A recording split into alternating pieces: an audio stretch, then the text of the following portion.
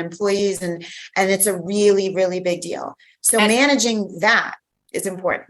Yeah. And it's really bad for relationships. Financial stress is the number one reasons that people don't stay together, because they're just stressed to the max. So finances are real important. And I love this conversation. Lisa, how can people successfully get out of debt faster and more efficiently? We teach a really easy golden rule, the rule of 72. I don't know if anybody. Love the rule of 72. Right? Einstein said, those that learn it, earn it. Those that don't, pay it. So what we do is we take that rule. It tells you basically how quickly your money will double. You take the rate of return, you divide 72 by the rate of return, and that tells you how quickly your money doubles. So what we do is we look at the credit cards. And right now, the average credit card interest rate is 25%. And I've seen higher, but let's say even 25. If you do 72 divided by 25, your debt's doubling like every 2.5 years. So we have our clients take a list of all their credit cards from top interest rate down to the bottom. And most of us are paying principal plus a little more. That's what I was doing before I came in to the company and started my financial journey. And I thought I was doing great. And I was just spinning my wheels. But if you hit the hemorrhaging first, the highest interest rate card first, and you pay minimums on everything else, that's the strategy. It's called debt stacking. There's another method of doing the lowest balance, but that's more of an emotional trigger. That's not really a mathematical trigger. Yeah. And I don't care what the balance is. You hit that highest interest rate card first, and you keep going down the list. And that's how we help. And honestly, I was a recipient of that, and it changed my world, rocked my world, paying off my debt where I couldn't do it for years. Yeah. It needs to, you need to have a strategy and a plan. This is not for the weak-hearted. You need to have a strategy and plan. You can't ignore it. You need to know how much money you have in your wallet, and you need to know how much money you're spending. And with the 72 rule, I didn't have to put more in it. It was the way I was allocating it. So it was the same amount of money per month I was paying. It was just in a different way. And I don't want people to think, oh my God, how can I do an emergency fund? How can I get out of debt? How can I do retirement?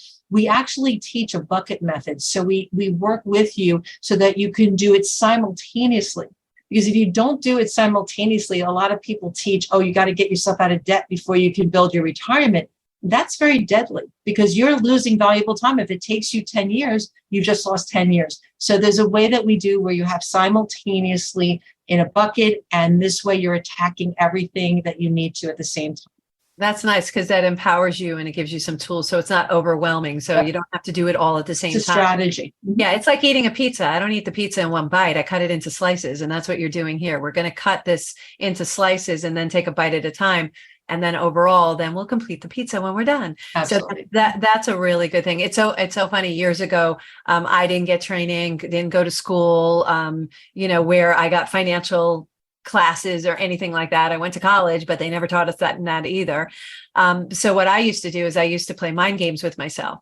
I would pretend my zero in my bank account, my checking account, was a different number. So my goal was to get up to $500. And when it hit 500, that was my zero. And then my goal was to get to 1,000. When it hit $1,000, that was my zero. So I literally had $1,000 there, sitting there as my emergency fund. So I kept my emergency fund in my checking account. My zero on my checking account was always in a constant move. I then later learned, well, it'd be better just to put it over into a savings account. And the banks made it easier to do that, because years ago, it wasn't as easy to just transfer on the phone. You actually had to go to the bank. I hate going to the bank. No offense to any bankers, but I don't like it. Me too. It's that and Cablevision. I hate those two places to go to, because it's like, I always walk out frustrated. And it's a me thing, not a them thing. It's just, my frustration level. But that's how I played like little mind games to put money in different places. And speaking of that, I do pay attention when you speak, Lisa. You had said there are 3 options for our money. What are those 3 options? There's a fixed option. So there's not much growth, and the banks are going to get a bad rap again. But look, there's no growth in a bank at 1%. I know they like you to say, hey, come build your retirement funds with me, but you can't save yourself wealth to retirement in a bank. That's where the emergency fund is. No more than 6 months, because your money's not growing and working for you. We want our money working for us. The second way is a variable rate. That's the good old stock market that Margreit was talking about earlier, where everybody's excited when it goes up. Look at the money I made, but nobody likes when it goes down. It's kind of like you can't have your cake and eat it too. You do have unlimited gains, but you have also unlimited losses. And unfortunately, for people, that is where everybody's retirements are. 401ks, pensions, IRAs, even Roth IRAs and Roth 401s. So you're always at risk in the market. You could have great amount of money in there one day and boom, that market goes down like 2008 and you're wiped out. And what happens if you're retiring that year or in a year? How do you recoup that money? But then there is a third option. And this is where I always get the jaw drops when I'm with clients and like, well, why didn't my financial advisor tell me this? I don't have a clue other than they may not be licensed to write it, but it is an indexing strategy. It is different than indexing in the market. You can still lose money in that. But with these, finish your sentence. With the indexing strategy, you have total protection against loss, but you have a cap on the gains. Always a given. Very good for people that are conservative, that don't want to lose money and still want to make some money. And unfortunately, not many people know that. You are listening to Healthy Lifestyle with Lorianne. We're going to take a short break. We're going to come back with these amazing women who are just really helping us get our financial caffeine. And we are talking with Margreit McInnis, and we are talking with Lisa Chalker. We are going to be right back.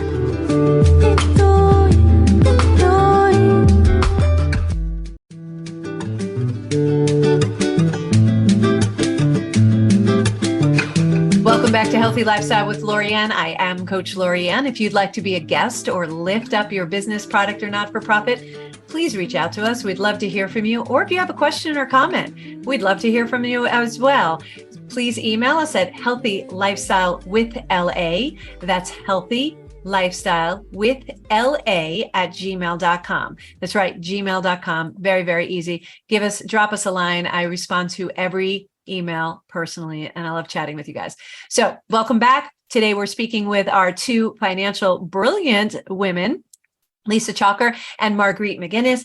And we just left off, Lisa, you were talking about the three options for our money. The first option being a fixed option, the second option, like being in the banks and stuff like that. The second option being a variable way, kind of investing your money in the stock market, things like that. I don't look at my statements. They get me nauseous. So I know it's a long-term investment. I just don't look at it.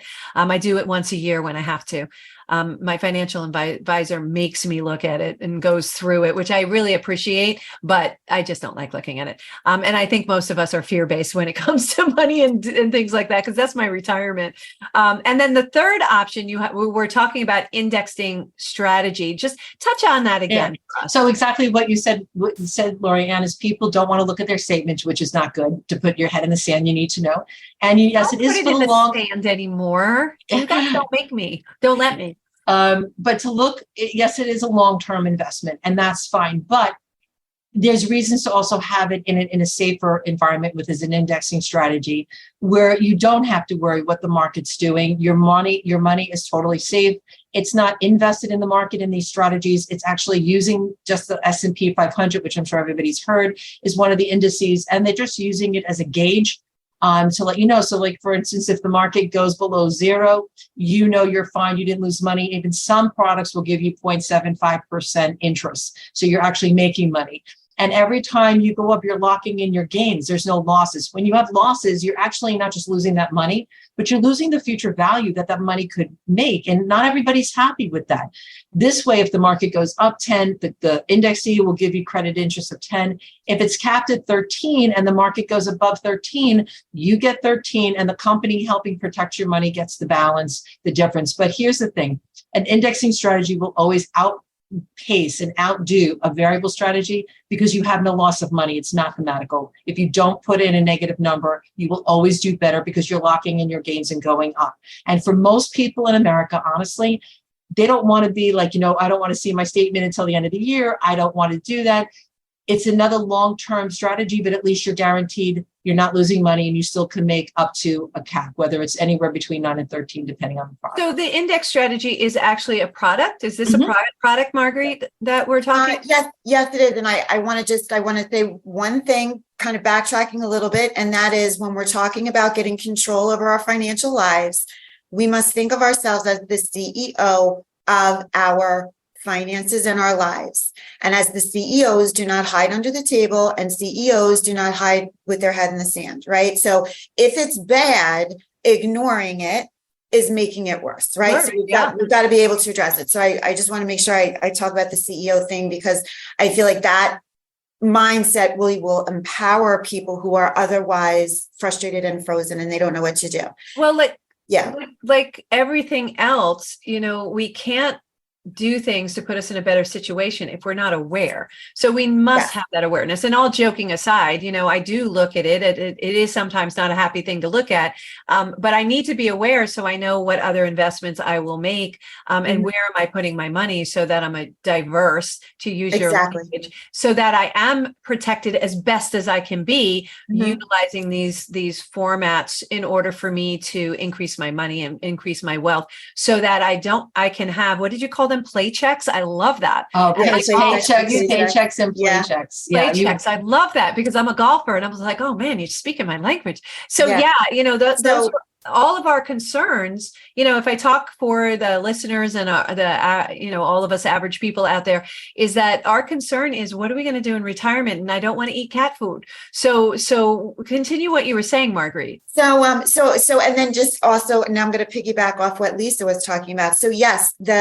the products where it's think of it like a floor and a ceiling, right? But those are our actual products, and those are products issued by insurance companies. So part of the problem in our industry is that insurance companies, life insurance, disability annuities, really got bad reputations many years ago. And it's like a disinformation thing. It's very, very difficult to get the good and information out there. Also, those products have come a long way to be a lot more consumer friendly. So when we talk about the absence of negatives, right? So if you look at history, just like we talked about credit card debt, if you moved a balance, if the only thing that you could do was move a balance to zero balance, even if it's only for 12 or 18 months, and you're making the same payment every month, you are actually making progress going down, right? In the same way, with an investment, if you have $1,000 invested somewhere and the market goes backwards 5%, you're still at 1,000. So you've not gone backwards. So now when the market in this product, and it's inside a product, right? So if the market goes down, you're still at your floor. So you're not. I haven't lost any dollars. I'm not behind myself. Guaranteed. You haven't necessarily made, right. You may not have gone forward, or maybe a little tiny bit, like 0.75, depending on which product you're choosing. But if you eliminate those down years, and when the market has to come back up to the break even and then start growing again, but you've always been at break even. So now you've always been at your floor. So now when the market starts to move forward, you can participate in that. So what you're telling me is my old version of what I used to do of making my zero. Exactly. My zero is that $1,000 that you're talking about. So I didn't really lose or gain. I just stayed the same, but I lost nothing. Whereas now, if I put that same $1,000 in the market, it drops 20%. I lose 20%. I lose. And then you have to gain it back. And then I have to gain it back to increase it. And some. Exactly. Okay, so someone in an indexing strategy doesn't have that issue. They're there. And it's a shame, honestly, that the financial industry is not helping more people. And again, it's because they're not licensed to do it. Mm-hmm. And so they will say, oh, it's not a good product. It's risky.